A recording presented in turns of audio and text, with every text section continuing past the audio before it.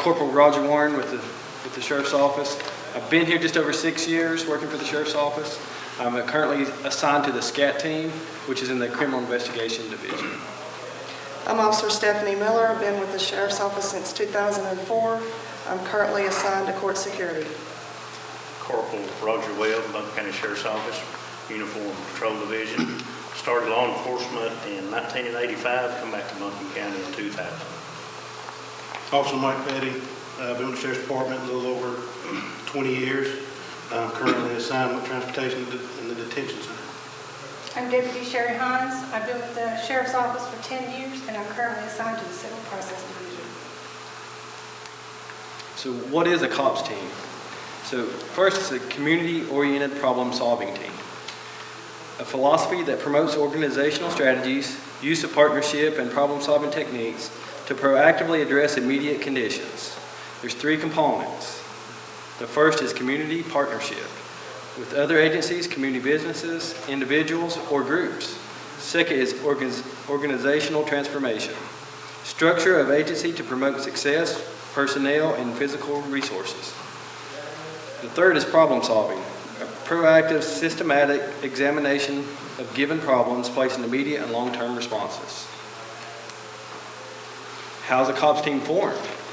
So the Sheriff's Office selected 5 individuals from different divisions of the agency to comprise a team for 30 days to address an ill-structured problem. The team is made up of self-motivated, hardworking, and knowledgeable individuals. They will work as a team and independently. The team facilitator will be available to guide as needed. All documentation is attached to OCA report number 2013-002146. COPS team number 9 was given an ill-structured problem in the Emma community.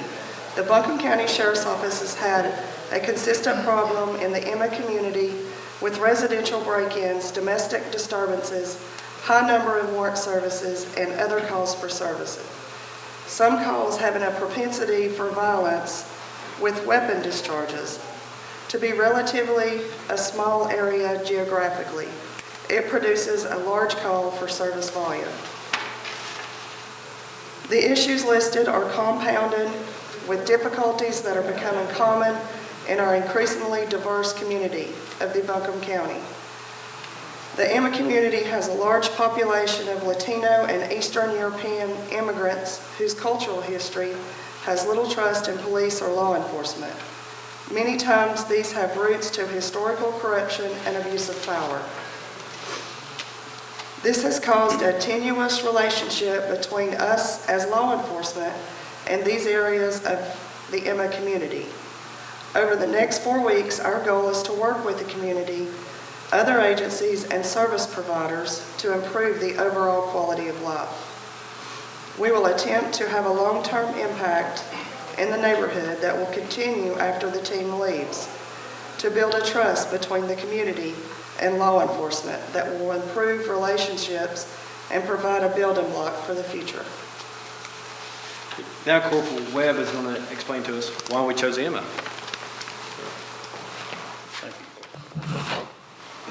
I'd like to thank everyone for being here this evening. Again, my name is Roger Webb. Why Emma? Emma was chosen for the COPS team due to the high call volume, information from internal officers with our agency, and also from the Emma community. Before this, our COPS team went out to the community. Some hard work was put in from Lieutenant Hall and Corporal Michaelo. They went out into the community and handed out flyers to the folks in the community and to the business owners there in the community. It invited these folks to the community to so they can express their problems and concern, and also to tell the sheriff about it, what problems they are facing in their community. Also, we got great help from Deputy Lou Santee. He translated this over into the Spanish version. If you folks can read that, great, but he says that's the proper stuff there. We had our first community meeting March the 11th, 2013 at the Emma Baptist Church.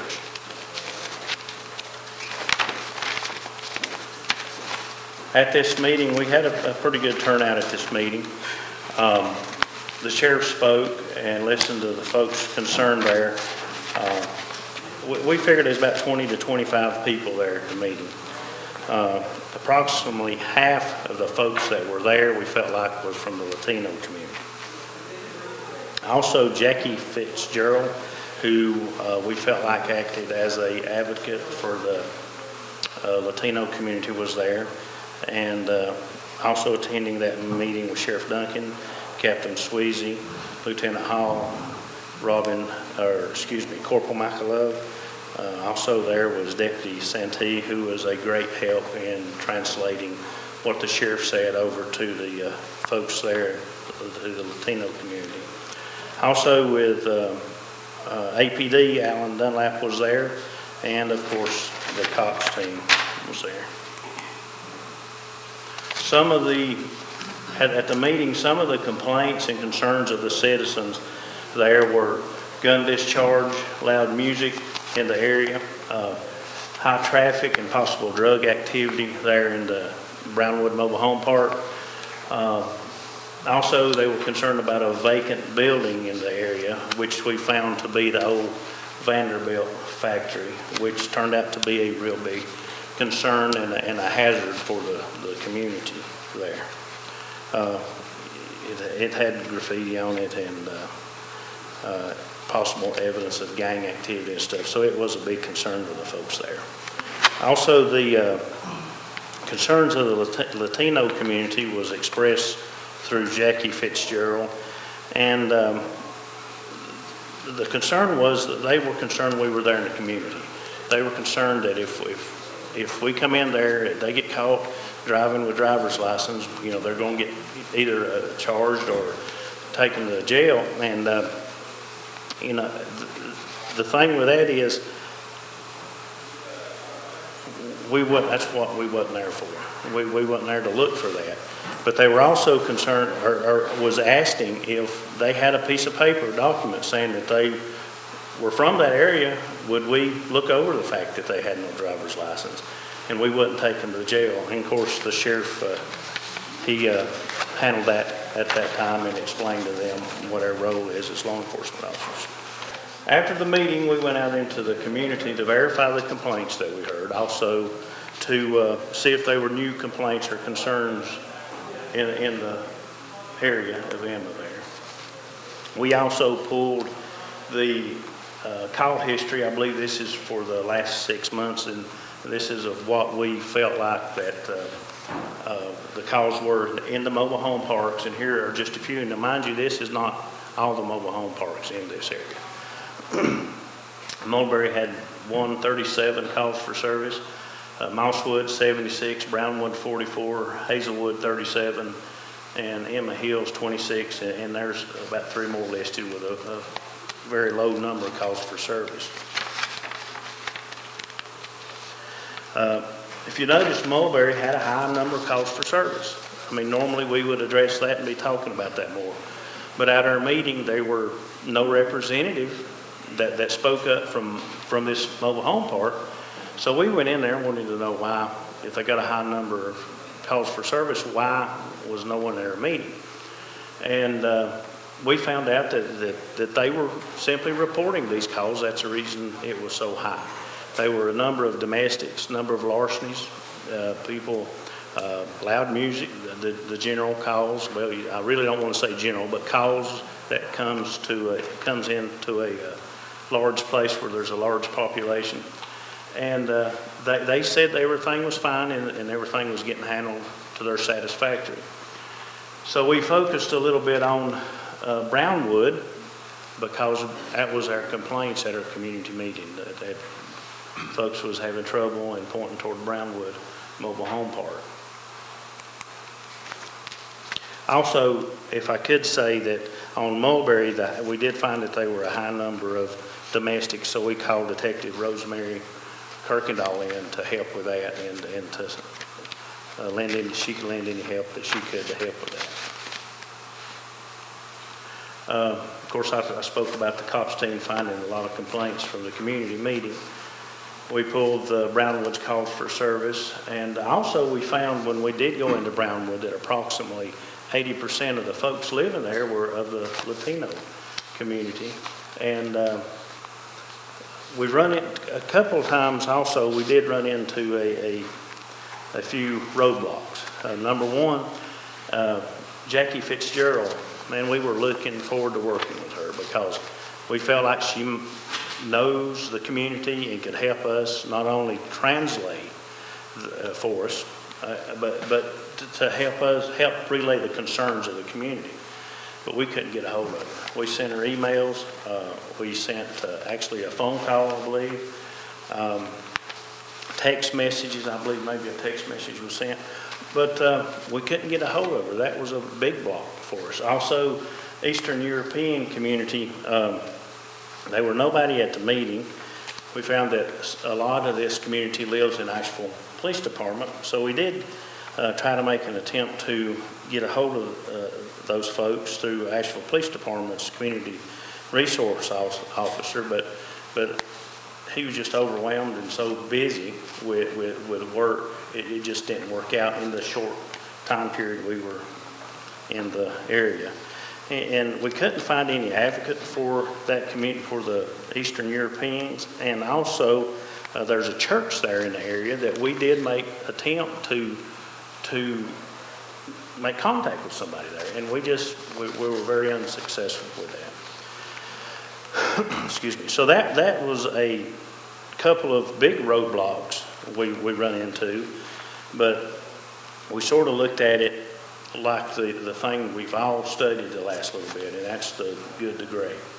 It was sort of like we looked at it like the hedgehog concept, where we had a mission and a core purpose for being there, but we stayed focused on our mission, and we sort of went around things and spent our time and completed our mission, I feel like when we went in, we're better off now than before we went in a few weeks ago. That we feel like that the community, I think, trusts us just a little bit more. And at this time, I'd like to turn the presentation over to Deputy Hines. Thank you. One of the ways that we felt we could help our community was to have a meeting with the mobile home park owners and managers and hear their concerns and bring a couple of things to the table for them as well. Invited was the owners and operators of mobile home parks, as well as Jackie Fitzgerald, again, our Latino advocate. We still were unable to contact her, and she did not show up for our meeting. In attendance, we invited Rosemary Kirkendall of our Victims Assistance Coordinator, Robin Michaelov of our Crime Prevention Team, and Lou Santi, our Spanish-speaking liaison of the Sheriff's Office. They were there because of the volume of complaints and calls that we had in the area, and we felt that they could lend assistance to our homeowners and our park managers. Stuart Green of Mosswood Enterprises was in attendance. He owns, or Mosswood Enterprises actually owns 6 out of 8 of the mobile home parks that are located on North Louisiana Avenue. Clyde Motley is the owner of Mulberry Mobile Home Park, who was also in attendance that day. These two together remind me of the sheriff. They're like a bulldog. They're proactive. They want to assist in any way. They want to accept our help in any way that they can. They're awesome people. You'll enjoy meeting them. During the meeting, we took any complaints that we could from our mobile home park owners. However, we brought a couple things to the table. One was the assistance of our different departments, such as our Rosemary and Robin, and the other was brought attention to an emergency eviction procedure that they were not aware of, so we're very happy to get information on that. This is simply done by, let's say they have a drug dealer in the park, and they call the police time and time again, that we have this record available to them through communications. They can call small claims at the courthouse, tell them what they have. They will issue the paperwork for the eviction, which is served by the Sheriff's Department within 24 hours of issuance. The reason for that is it's an emergency eviction. Once the paper is served, comes back to the courthouse, the court date is set between 3 to 5 days. They can come if they want to contest it, or they don't have to. Once the court date is met and passed, then the 7 days, we have 7 days at the sheriff's office in which to lock them out. So in actuality, an emergency eviction can be done in as little as 15 days. And they were very, very happy to get that information. All in all, with these two gentlemen owning the majority of the parks on North Louisiana Avenue, we felt it was very successful. We felt like we built that bridge with those people. We came up with that solution, and for another solution, I'm going to introduce you to Officer Mike Petty. Good afternoon again. After that community meeting we had, the biggest complaints from the two owners were trespassers. Trespassing through their property to get to other properties, either to buy their drugs, sell their drugs, or tote their drugs. And we spent 10, 15 minutes talking about that in the meeting alone.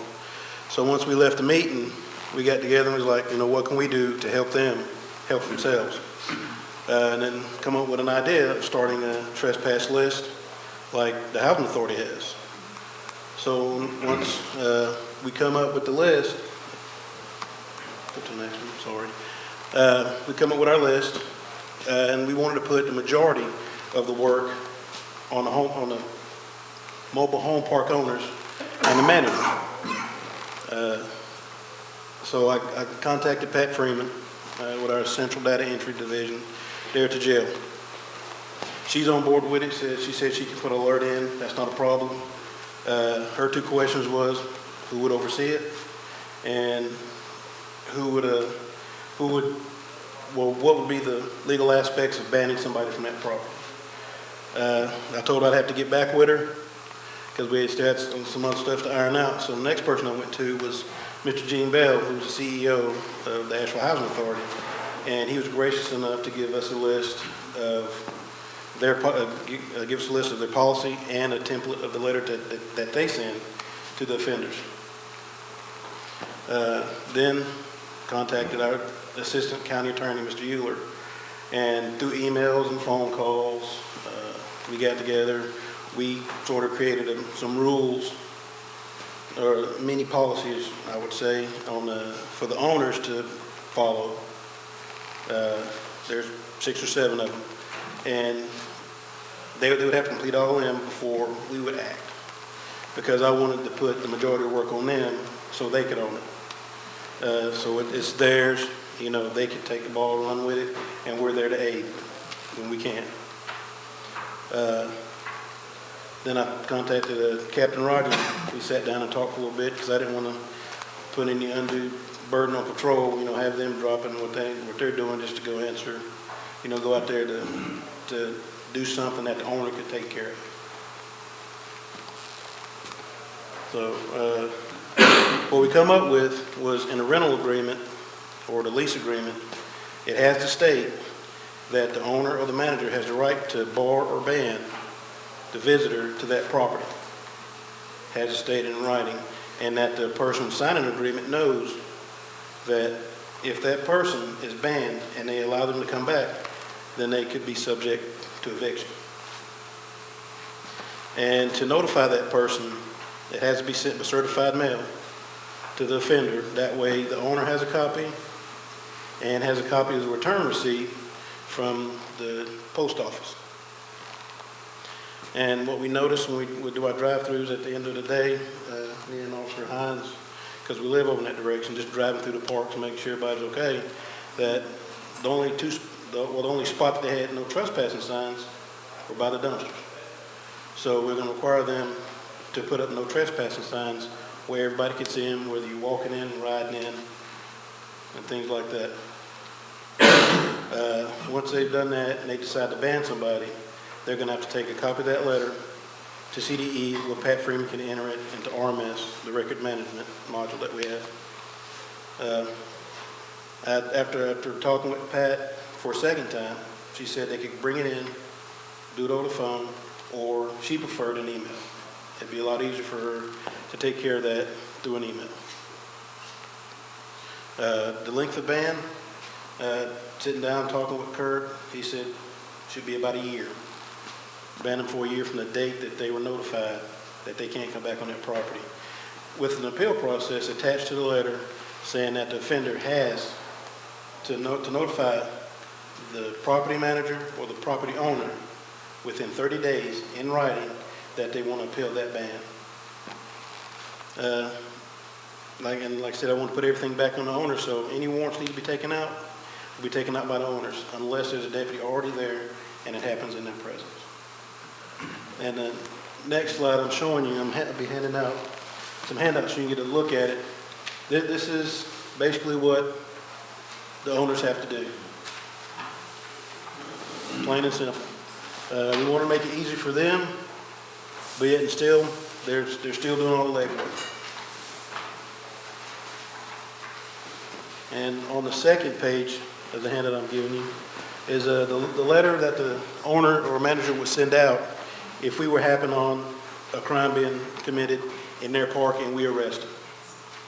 Okay, once he's placed under arrest, later on, the officer will notify the park owner, like, hey, we caught John Doe in your park trespassing, selling weed, smoking weed, so he's been arrested there on your property.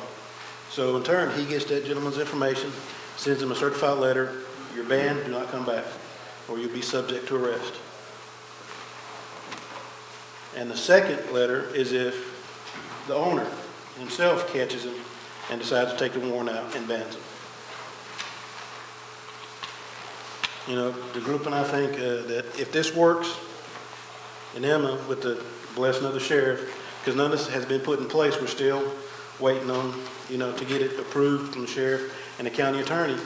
And if everything goes well, we'll start out in the community, in the Emma community. And if it works, who's to say we can't use it in Barnesville, Candler, all over Buncombe County? Instead of leaving a footprint on just Emma, we'll leave it all over the county. Instead of moving them from place to place, we'll try to get rid of the problem in whole. All right, I'll turn it over to Stephanie Miller.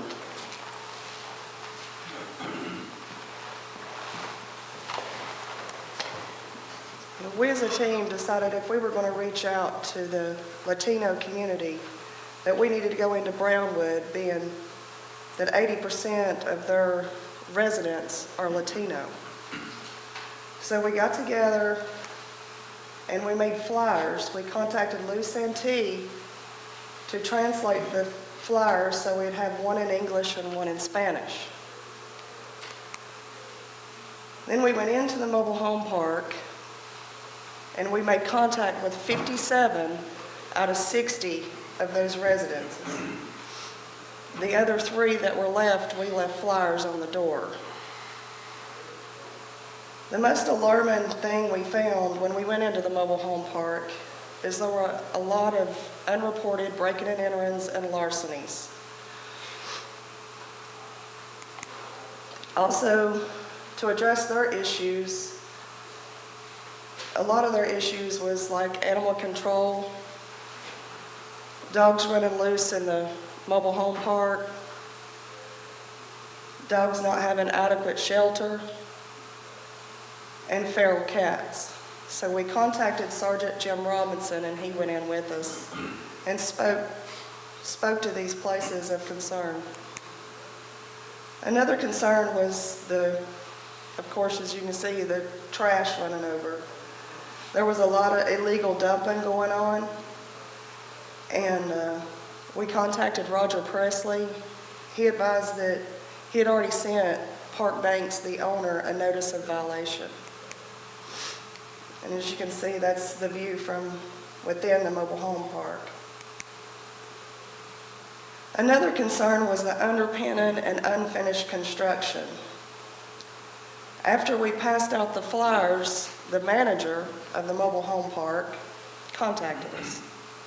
Up to that point, we didn't even know who the manager was, and was unable to make contact with Park Banks. So he called us, and we went out and met with him and spoke to him about the underpinning and the unfinished construction.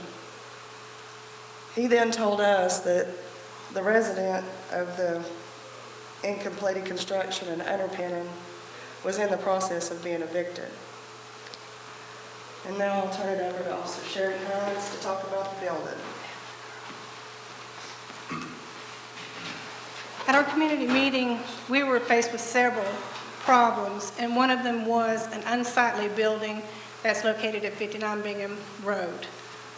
It's the Vanderbilt factory, and it's an abandoned building. You can see it here. I'm sorry the red dot is not working. This is our building here, the Vanderbilt building. It's very large. It's 117,000 square feet.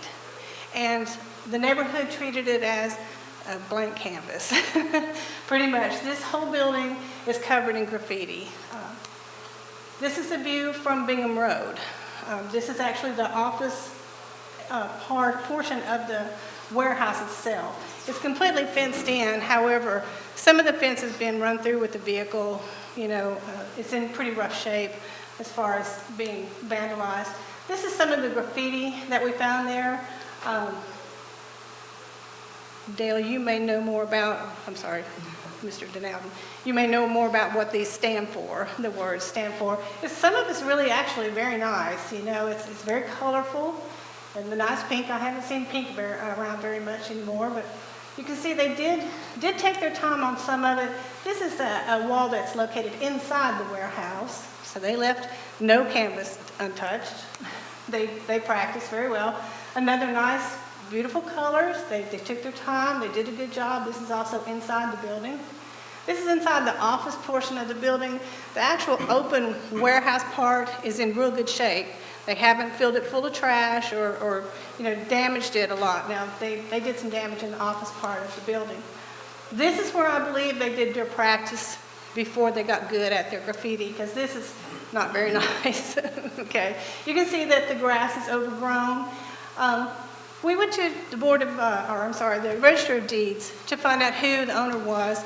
We got lucky there, and the owner is actually a resident. Stan Greenberg is the owner of the building. We went to his office, and he graciously agreed to see us that day. With our time limit, we were worried about that, but he did see us that day. We sat down, and we offered perhaps to paint out the graffiti, since the complaint was it was unsightly, and they were embarrassed by it. Keep in mind, it is a 117,000 square foot building, so we're talking about quite a bit of paint, quite a bit of labor. However, we offered to, with permission of course, have the inmates come out, maybe, you know, do some bush hogging, paint out the graffiti, you know. However, Mr. Greenberg, understandably, has replaced the fencing and painted out the graffiti time and time again, and the next day it would be back, you know, it'd be tore up. So he was really tired of spending money, and we were within a couple of days of a sale. He was negotiating a sale, so therefore, you know, he didn't want to spend the money, which is understandable, but yet he made a phone call to the person who is supposed to be purchasing the building, and he agreed to let us paint the building out. But he wanted it with cement sealer, which is understandable. The building is all block, except for the front where the office part is, and it is brick.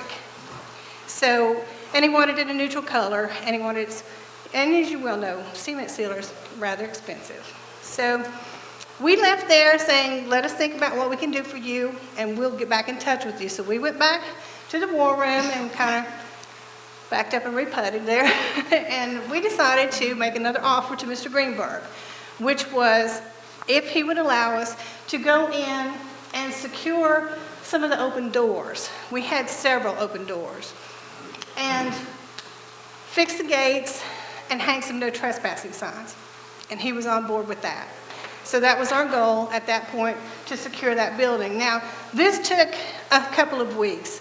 In the meantime, we understood that we had a problem there. We had open doors, we had fencing that wasn't secure, so we monitored the building on a daily basis, as well as Officer Petty and I monitored the mobile home parks on a daily basis. We just made it a routine until we could get the doors secure and the fences fixed. This is us on the inside of the building. Actually, it's Roger Warren. The doors had remained open for so long that all the mechanisms were rusted, they were damaged, they were vandalized. So anything that we could find to attach, we did, and we wired those doors shut from the inside, hoping that would keep people out. This is the gate that was rammed with the car. Corporal Warren worked diligently at getting that put back together. It was actually back up against the fence, and we had to pull it back out and try to unmangle it a little bit. Took some barbed wire and tried to put the fencing back up there. It was a job, but we got it accomplished. We got the gate secured back. There's another gate in the back there, a large one, that the wheels were broken on, so we had to manhandle it, but we got it closed as well, so we accomplished our goal there. We took no trespassing signs. We hung them on the gate after we repaired it, and we hung them on the fence all along Keith Road, which is the one that turns off of Bingham Road. That leads back to Woodbridge Apartments and Riverview Mobile Home Park. We also phoned a friend, Brad Jones. He works for ADT, and we kept in mind our use of force continuum. Our first use of force continuum is appearance or presence. So we thought if we put the signs up for ADT and we put the stickers on the doors, which Brad Jones gave us, we would just pretend as if we had alarmed the building, which was another attempt to keep people from vandalizing and going back in and tagging the building again. So we're keeping our fingers crossed that works. It works for us as police officers, so. Brad Jones spent the day with us that day. He helped us with the doors, securing the doors, and we parked our cars around his truck with the blue lights on. We stayed there for a few hours to make sure that everybody in the neighborhood knew we were there. They knew Brad was there with his monitoring system so that they would still believe that we had actually armed that building. So we felt really good about that. Which leads me to another complaint that we had at our community meeting, which involved an alleged abduction. Now, this information came to us third hand. We don't have any names. We were unable to determine who the victim was, so we were not able to take any action. However, we did take it to heart as if it was one of our unreported crimes that is a problem in the Emma area, and we acted on it. Allegedly, when the school bus came around and let the kids out, someone came from our abandoned building before we secured the doors, grabbed a child, and ran off. Enough parents were there that they started screaming at him and running after him. He dropped the child and ran off. Thank goodness. The child was not hurt, you know. But this is all alleged. We have no proof, but we have to pretend like it happened, okay? So we got in touch with the school board to try and find out if there was a possibility that we could change the bus stop. The bus stop currently stops here and lets the kids out. Most of the children that exit the school bus live in this mobile home park. So they're walking all the way across this building where we have several open doors. We were directed to Joe Huff, who is over the transportation division at the Board of Education, and he was appalled at our alleged abduction. And he tried to help us in any way he could. However, the state mandates criteria for a bus stop. If you build a home, of course, the bus is going to stop in front of your home. But in a situation like this, there's criteria that has to be met. The bus stop originally was here at Bingham and Keith. He had it moved to, I believe that's Edwards Road there, on the criteria that more than 10 students got off the bus. So it was easy for him to move there. The next move that we suggested was to go to here. There's a road here that leads to a parking lot that is all still Woodbridge Apartments. So we felt like there'd be plenty of room there for the parents, which there were a number of parents who met the bus there, to move, yet the students who lived here would not have to walk as far. They would only walk from here to there, okay? That was our proposal to him. In order for that to happen, two things had to happen. One of the students had to walk past a sexual offender's home, and we had to have permission from the park owner to drive a bus on a paved road inside his park, okay? Our park owner here was not one that we were able to contact. He would not get back in touch with us. But we would have done it if we could have gotten permission from the other. However, we went on the website, and there are no sexual offenders in that mobile home park. So therefore, we were not able to move our bus stop.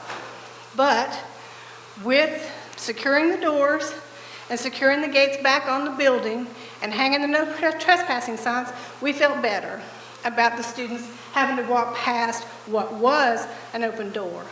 You know, they are secure now. So we didn't get our bus stop changed, but we do feel better about how we left it. At this point, I'm going to turn it over to Roger Warren to finish up for us today. Thank you, Sharon.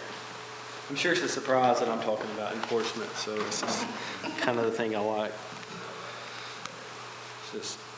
There's a need for enforcement was expressed at the community meeting. There were complaints about drug dealers, excessive drug traffic in the area and throughout the neighborhood.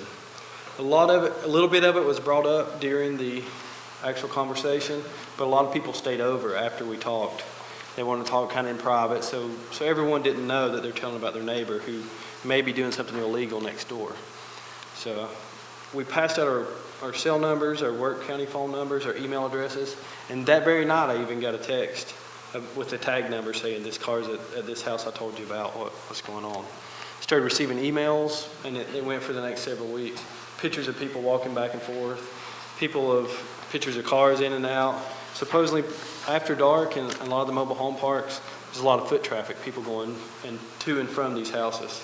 People that don't live in the neighborhood, so they're not sure what they're doing there.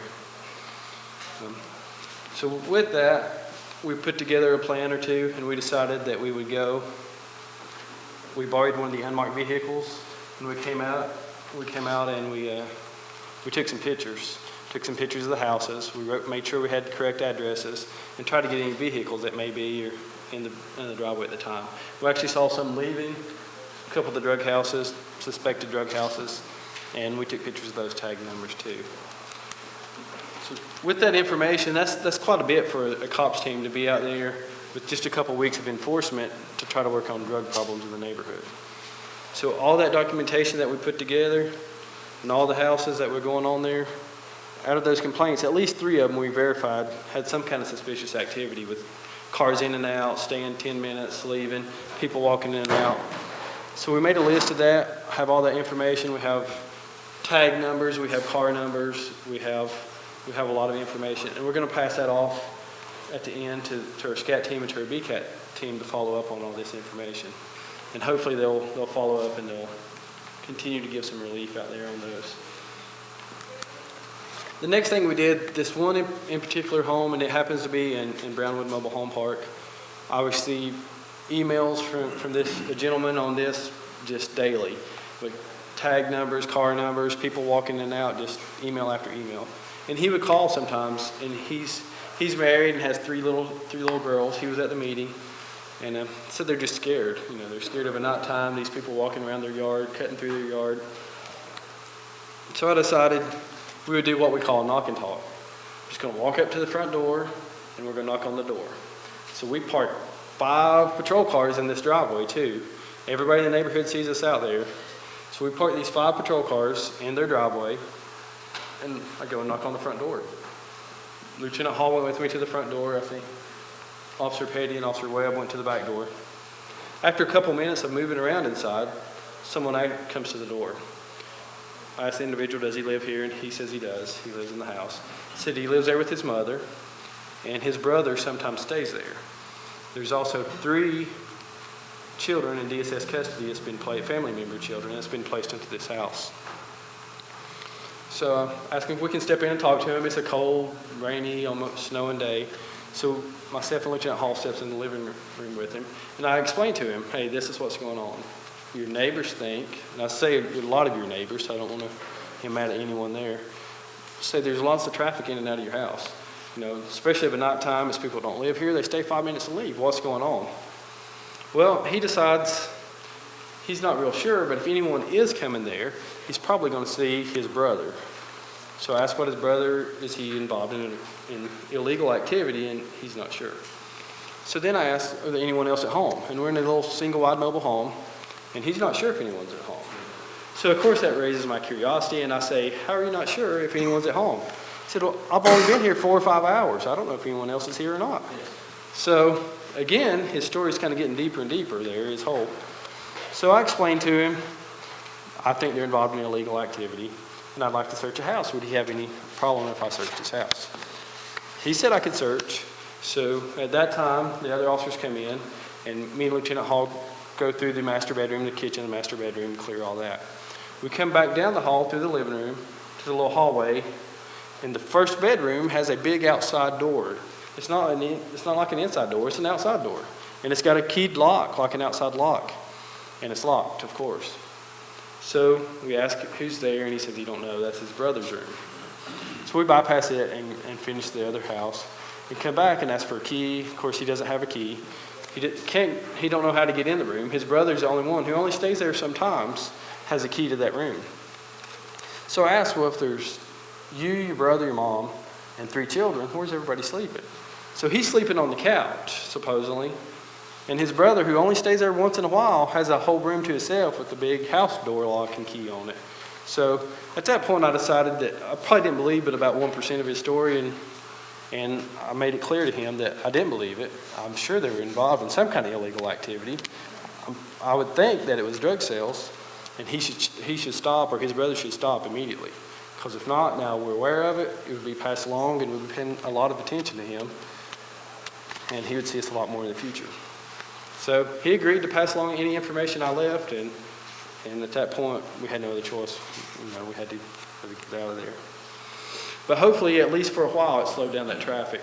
And all the neighbors, the one who sent all the emails and all, were at his door later, passing out the flyers, and he saw us. He saw all the patrol cars there. He thanked us for going to that house.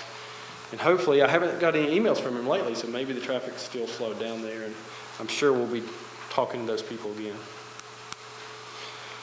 The next thing we decided to do for enforcement-wise, we're going to do a checkpoint. So we looked at this a lot of ways, and this neighborhood in particular has some different issues. But a checkpoint is a great way to get out and meet everybody in the community. If you're out randomly picking out people causing violations, that's great, but you only get to talk to the bad people. If you stop in the middle of the road and ask everybody to stop and talk to you, you get to talk to everybody who comes through there.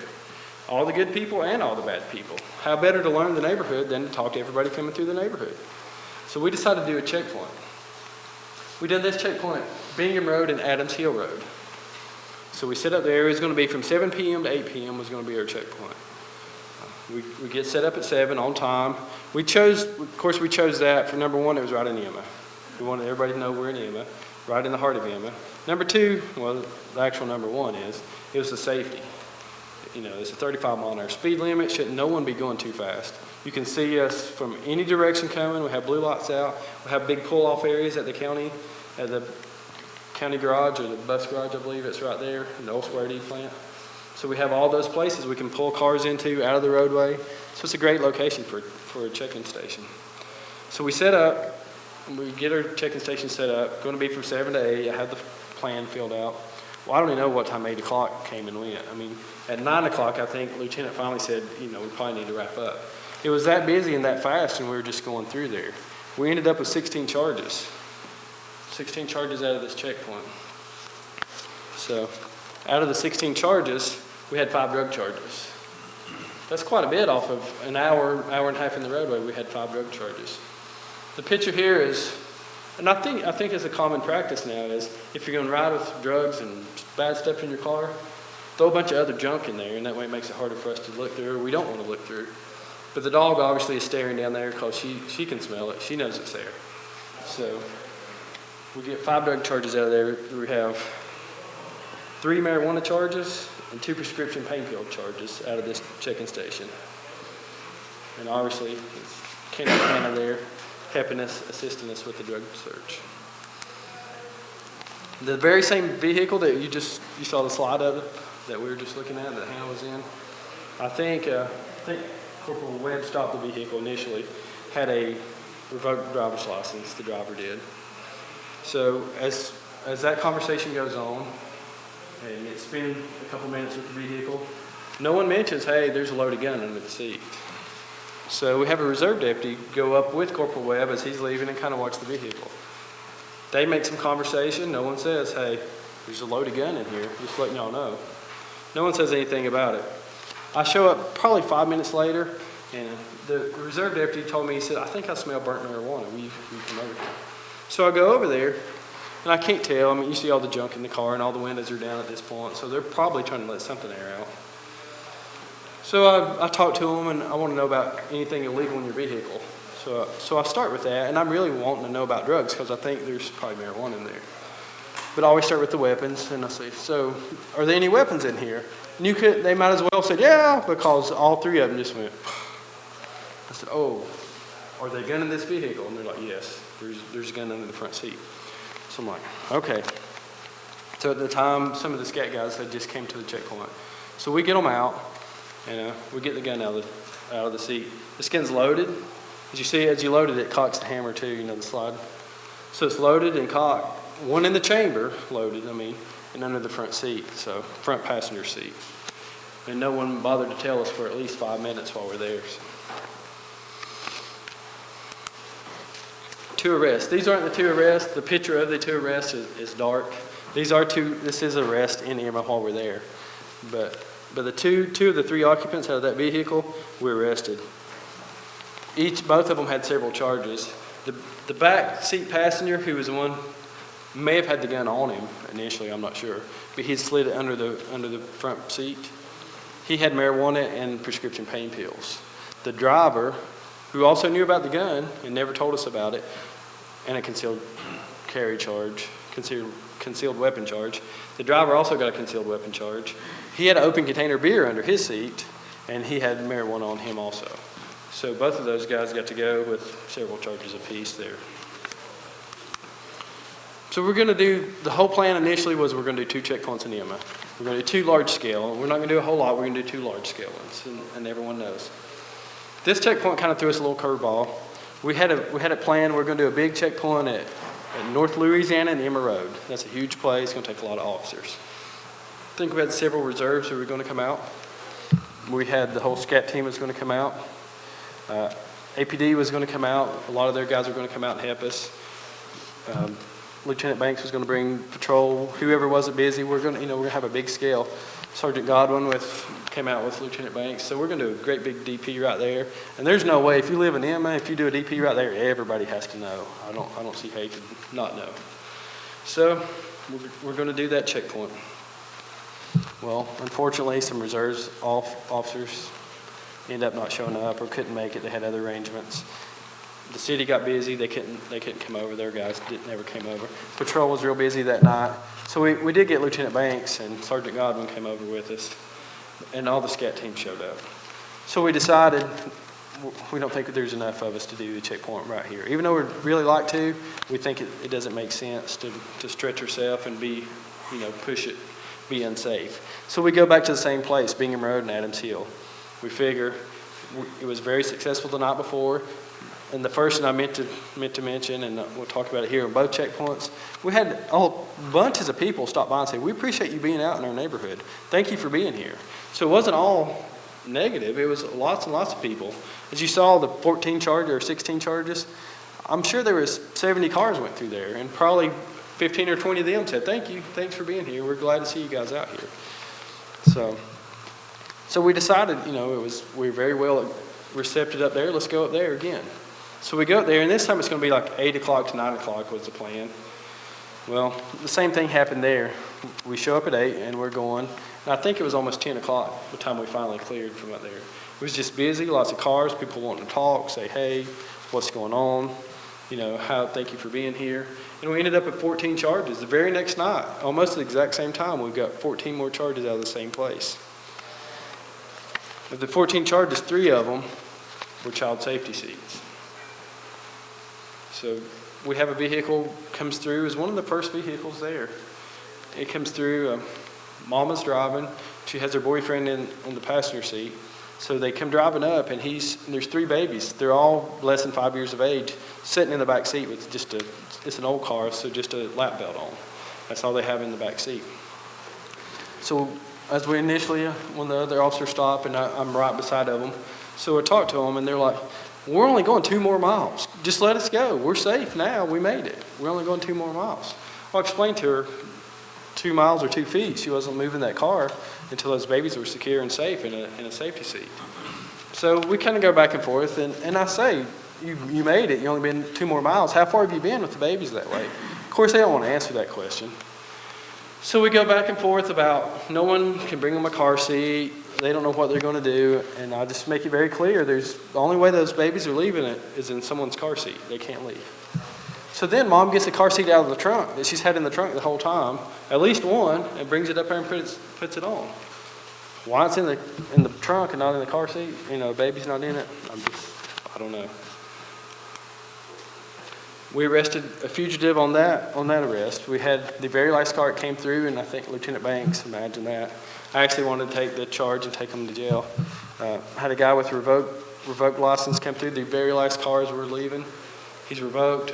I get in to punch in his name to do his e-citation, and he's got outstanding warrants for his arrest. So Lieutenant Banks grabbed him, and they went to jail. We did not get any drugs at this checkpoint. We did do 4 vehicle searches, though, sniffs, free air sniffs around the vehicle, and worked the dog a lot there also. Was seen a lot, so everyone knows we're out working, but no searches out of that. And once again, lots of people wanted to thank us for being there. So during the month that we were in Emma, the month of March, and we just broke it down because even though we'd come over a couple of days, we did the month of March, had 35 people charged. That's a lot, because most of these people, like the ones we were talking about earlier, have 4 or 5 charges apiece. We're not talking about charges. That's 35 people that actually have been charged there. Some of the charges, just to name a few of the charges, we had an assault by strangulation, a felony possession with intent to manufacture, sell, deliver, marijuana, assault with a deadly weapon, carrying a concealed weapon, assault on female. That's just to name a few of the charges that was arrested during the month of March there while we were in Emma. Most of those we had something to do with. Not all of them, but most of them we were at least assisted on if we didn't initiate those. So typically, and any of you that sat in the meetings before know, once a cops team's in an area, most of the time the crime rate or the calls for service go way down. And they seem to go down because a lot of marked units, you have high visibility patrol cars, everyone's out riding around. And it makes people who might do something bad decide, hey, we better not. There's a lot of police out here. In our case, calls actually went up for service a little bit. So, and we've heard everyone talk about earlier how we're trying to bridge that gap. Brownwood Mobile Home Park, they had B&Es. Really, it sounds more like some robberies were taking place or home invasions. Wheels and tires stolen off of porches. No one was reporting this at all. They're scared to call us. So hopefully with us being out there and the calls going up and talking to all these people, they realize, hey, it is okay. Let's call and report. Let's let the sheriff department know what's going on. In February, before we were there were 324 calls for service in Emma. We're just doing Emma. And all of these calls and numbers I talk about are the Buncombe side. As we know, the city kind of splits up through there and all, but this is all Buncombe County. In March, while the cop team was in Emma, it went up to 336 calls. So that's quite a bit. I mean, that's just a few. But I think if you take into consideration how I bet all the people that may have done something wrong and saw us out there and said, hey, we're not going to do it. So that still happened. That crime still went down, or those calls still went down. So that number, that gap's probably a whole lot bigger than it really appears because we suppressed that. It Yes, also sir. captures your self-initiating stuff as well. It does, yes, sir. So that- It does. that's More one. traffic. You had a lot of self-initiated activity, yeah. We did, and it does capture all the traffic stops and all that. So hopefully we're bridging that gap, and hopefully they'll report the crime. There's not more crime, obviously, because we're there, but hopefully they're starting to report it. So, and that'll help us stop the crime. So we're going to talk about accomplishments. What we feel like we accomplished while we're out in the Emma community. We secured the Vanderbilt building. We locked the doors and gates and posted no trespassing signs. We started a relationship with the Emma Baptist Church. I think everybody almost has mentioned something about Emma Baptist Church. By no means is that our favorite church, but they're the ones every time saying, hey, come and use our church. Hey, you want to use our church? The door's open. Somebody will meet you over there. The lights are on, the heat's on. Come and use our church. And hopefully that'll carry on. Plans for a follow-up on Community Watch with 5 mobile home parks. So we're out drumming up business for Robin Michaelove. She's going to have at least 5 mobile home parks to meet with to do community watch programs.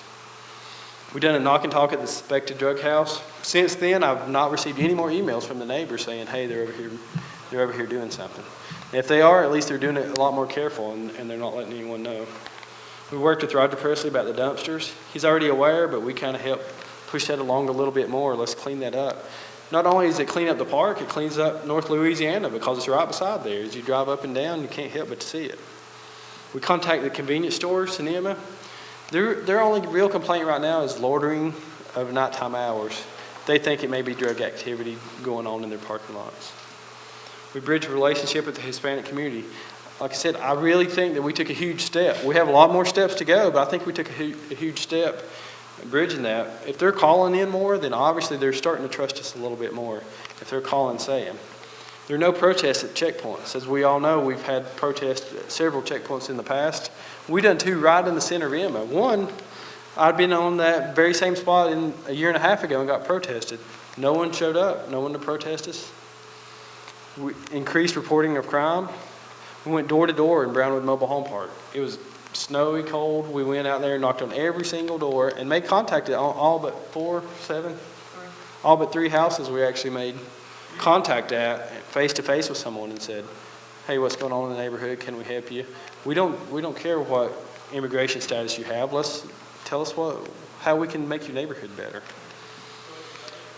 We're running and I can't pronounce your newspaper's thing, so it's Lavos Independence, The Voice. Yeah. So we're running an article on that. We're going to try to get it out and maybe contact hopefully a lot more, I'm sure. We had 19 arrests and 16 citations during that month. No trespass program, I think is great. Build a relationship with the mobile home park and owners and explain that to them. They're very, very willing to go forward with that. Some of the goals we have set for later on is long-term success of the no trespass program. I have an email right now that I haven't called back. I got it yesterday from a very large mobile home park on the south side who's wanting to know how can we fix this, what's going on. Sounds like to me the ban list that helps, and all of us who's worked housing knows that's a tool that you can use to get the bad people out of there. Continued trust with the Latino community. Continue to increase in crime reporting from the Latino community. Hopefully, like I said, this is just a small step and the trust will get bigger and they won't be afraid to call us. Regular emptying of dumpsters on Brownwood.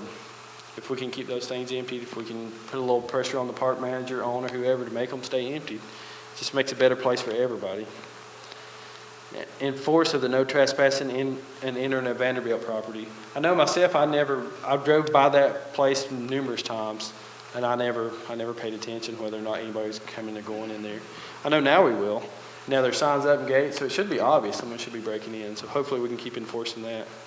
And of course, a long-term reduction of crime in the Emma community. If all this other stuff comes to be, the crime rate has to go down. It may spike a little bit with the reporting, but once we realize, hey, this is going on and someone's doing it, we can catch those people and the crime rate will go down once we get the bad guys out of there.